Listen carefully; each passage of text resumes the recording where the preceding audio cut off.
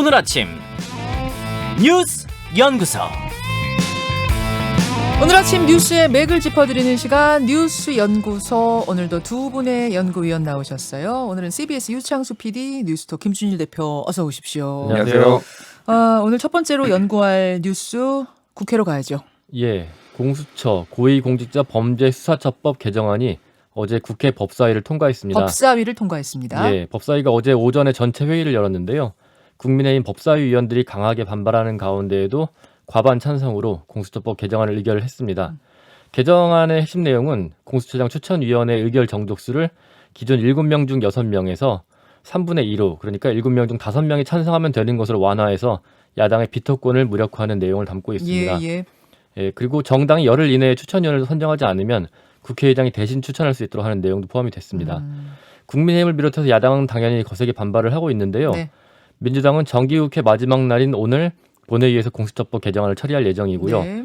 국민의힘은 필리버스터 등의 방법으로 최대한 지연을 시킨다는 방침인데, 그렇게 하더라도 민주당이 내일 곧바로 임시국회를 열어서 통과시킬 것으로 보입니다. 예.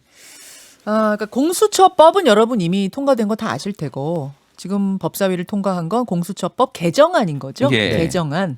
그래서 어제 뭐 이런저런 소음과 뭐 약간 소동이 있었는데, 일단 그 국민의힘 측에서 안건조정위원회라는 걸 신청을 했어요. 이게 뭐 최장 90일 동안 여야가 안건에 대해, 법안에 대해서 서로 좀 합의해서 처리해라 이런 거거든요. 그래서 여야 동수 3대 3으로 구성하게 돼 있는데, 네. 윤호중 법사위원장이 민주당 3명, 여당은, 그리고 야당은 국민의힘하고 열린민주당 1명을 책정을 해가지고, 네. 그래서 결국은 최강욱 의원이 여기에서 이제 표결에 참여를 해가지고 4대 2로 이게 금방 그냥 바로 통과가 돼버렸습니다. 그래서 최장 90일까지 논의할 수 있지만 바로 하루 만에 통과가 된 거네요. 하루 안에. 하루도 아니고 1시간도 안 돼서 이제 통과가 된 거죠. 표결을 바로 붙여가지고. 그래서 뭐 국민의힘 층에서는 열린민주당이 무슨 야당이냐, 대통령 친위당 아니냐 이렇게 뭐 강하게 반발을 한 다음에, 그 다음에 이제 고성들이 막 오갔어요. 자, 그 장면을 네. 한번 음성으로 들어보실까요? 법사위입니다. 평생 독재의 꿀을 빨다가 이제 와서 상대 정당을 독재로 몰아가는 이런 행태야말로 정말 독선적인 행태입니다. 독재 외치는 분들이 이제 국민의힘 의원들이고, 예. 평생 독재 꿀 빨다가 우리를 독재로 모느냐 하는 분이 이제 윤호중 법사위원장이고, 이제 예. 그런 거죠. 그렇죠. 이런 예. 상황이 벌어진 거군요. 그래서 이렇게 항의가 이어지니까 토론을 진행할 상황이 아니므로 토론을 종결하겠다라고 하고 바로 법사위 표결을 붙이고, 그래서 회의 시작한 지 전체 2시간도 안 돼서 이제 법사위에서 통과가 돼서 본회의 표결만 지금 남은 그런 상황입니다. 국민의힘에서는 필리버스터 하겠다. 이미 어제 저랑 주호영 원내대표가 인터뷰하면서 얘기를 하더라고요. 필리버스터 장외투쟁 할 수 있는 건 다 하겠다. 근데 할 수 있는 걸 다 해도 막을 방법은 없는 거잖아요. 막을 방법이 없고요. 그러니까 정기국회가 9일에 끝나면 내일 끝납니다. 그런데 이제 오늘. 오늘이죠. 오늘. 죄송합니다. 네, 9일. 오늘 제가 이거 작성한 시점이 어제라서 그렇죠. 예. 예. 그러니까 그런 거죠. 그러니까 근데 이게 필리버스터 법은, 그러니까 국회법에 따르면은 동일한 안건에 대해서 2번 올릴 수는 없어요. 맞아요. 그러니까 바로 지금 임시국회가 소집이 예정돼 있거든요. 10일에. 네. 그러면은 바로 필리버스터 오늘은 다 끝나고, 그러면 10일에 바로 민주당이 처리한다라는 거죠, 지금. 내일 처리가 된다는 거잖아요. 그렇죠. 내일 처리가 민주당 된다는 계획으로. 거죠. 그러니까 오늘 필리버스터 신청하면 자정까지 하는 거고. 네. 그러면 내일 일정대로 간다면 윤석열 징계위 열리는 날 아닙니까? 예. 오전 10시. 그렇죠. 그러면 한쪽에서는 징계위가 열리고 한쪽에서는 공수처법 개정안이 통과되고 뭐 이런 날이 되는 거네요. 그러니까 굉장히 좀 상징적인 건데, 그러니까 지금 그 민주당, 정부 여당에서 본 검찰 개혁은 크게 2가지로 좀 봅니다. 하나는 제도 개선, 그래서 뭐 검경 수사권 조정과 공수처. 하나는 어떤 관행 개선. 관행 개선이란 뭐 먼지털이식 수사라든지 별건 수사라든지 선택적 수사라든지 이런 것들. 근데 이런 것들을 네. 바꿀 수 있다라는 게 여당에서는 윤석열 총장 해임으로 보고 있거든요. 그거에 상징적으로. 대해서 상징적으로 그거를 근데 동의하지 않는 국민들도 지금 많은 상황이고, 근데 그거 2가지가 거의 막바지에 중요한 이벤트가 내일 다 열린다라는 거. 그게 상당히 상징적이다 이렇게 볼 수가 있죠. 이게 뭐 날짜를 일부러 그렇게 맞춘 건 아닐 텐데 그렇게 됐네요. 예. 근데 이게 지금 거칠게 말하면은 민주당이 자기들이 만든 법을 의도대로 작동하지 않는다 그래서 자기들이 다시 바꾼다는 것이거든요. 그래서 이 지점을 함께 법을 만들었던 정의당도 지적을 하고 있는데, 또 다수의 형구다, 민주독재다라는 말이 나올 수밖에 없는 상황입니다. 그런데 이런 상황까지 오는 게 국민의힘이 잘해서 그런가, 국민의힘도 반성할 부분이 많은 게, 지금 뭐 여당이 너무 크고 우리는 너무 작아서 아무것도 못한다 하지만 103석이면 작은 게 아니거든요. 그리고 민주당이 과거에 한나라당 169석, 민주당 86석일 때도 민주당은 야당으로서 견제 역할을 한 적이 있고요. 국민들의 지지를 못 받으니까 지금 야당 역할을 제대로 못하는 거지. 이렇게 민주당이 숫자로 막 밀어붙일 때도 국민들이 국민의힘을 지지하지 않는 이유가 뭔지, 왜 우리는 대안 세력이 못 되는 건지 국민의힘이 스스로 반성할 부분이 있는 것 같고요. 이렇게 만든 과정이 20대 국회에서 이 법을 만드는 과정에서 참여를 안 했거든요. 국민의힘 이 공수처법. 예, 자유한국당 시절에 계속 반대만 하면서 자기들의 요구를 법에 담지도 못했고 또 어쨌든 통과된 법에 따라서 공수처가 출범하게 됐는데 추천위원 선정부터 계속해서 시간 끌기로 일관을 했고 비토의 힘을 써왔기 때문에 이게 대다수 국민들에게는 그렇게 좋게 보이지 않았기 때문에 국민의힘이 우리는 억울하다, 우리가 계속 밀리고 있다, 도와달라 해도 국민들이 지지를 하지 않는 것으로 보입니다. 오늘 이 얘기는 요렇게 상황 돌아가는 거 바탕으로 해서 2부에서 여야 의원이 나오시지 않습니까? 뉴스닥에서 더 얘기를 좀 나눠보도록 하고요. 우리는 두 번째 연구 주제로 가죠. 예, AI 조류 독감이라고도 부르는 조류 인플루엔자 확산세가 심상치가 않은데요. 네네. 확산 규모나 속도가 역대 최악의 피해를 가져왔던 지난 2014년 AI 초기 상황과 좀 비슷한 수준입니다. 지난 11월 28일 전북 정읍의 오리 농장에서 처음 시작이 됐는데 네. 7일에는 그제죠. 충북 음성 메추리 농장, 또 어제는 경기도 여주 메추리 농장, 네. 전남 나주 오리 농장, 불과 열흘 만에 7개 농장에서 발생이 됐고요.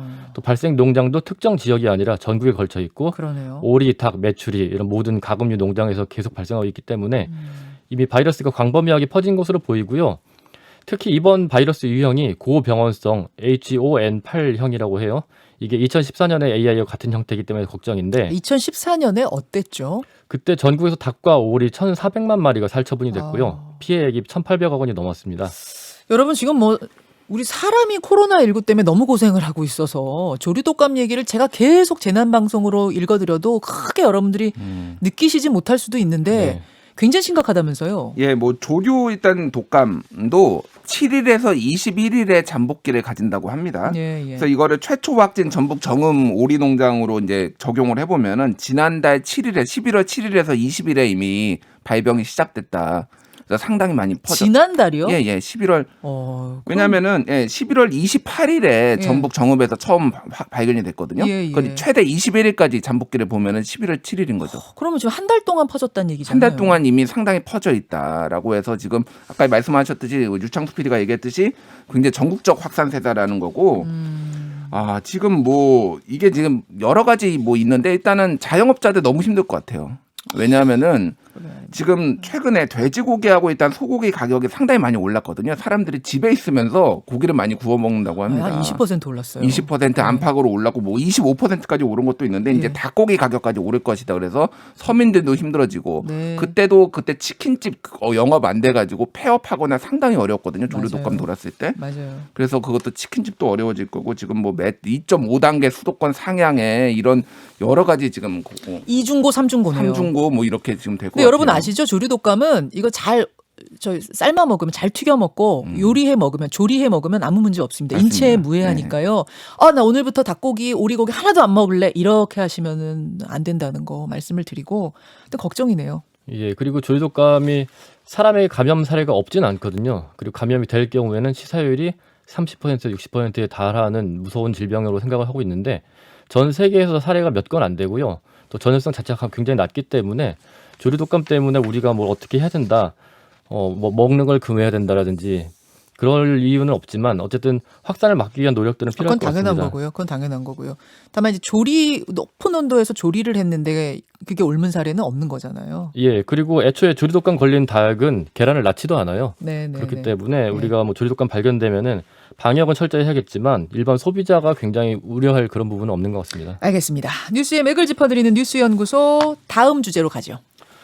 예, 어제는 중국 후베이성 우한시에서 코로나19 감염자가 공식적으로 처음 발생한 지 꼭 1년 되는 날인데요. 네. 미국이 어제 기준으로 누적 확진자가 1,500만 명을 넘었고요. 사망자가 28만 5천 명으로 집계가 됐습니다. 사망자가 28만 5천. 네. 와. 이 밖에도 인도 970만 명, 브라질 660만 명 이렇게 해서 지금까지 전 세계에서 6,760만 명이 확진됐고요. 사망자가 154만 4천 명에 달하고 있습니다.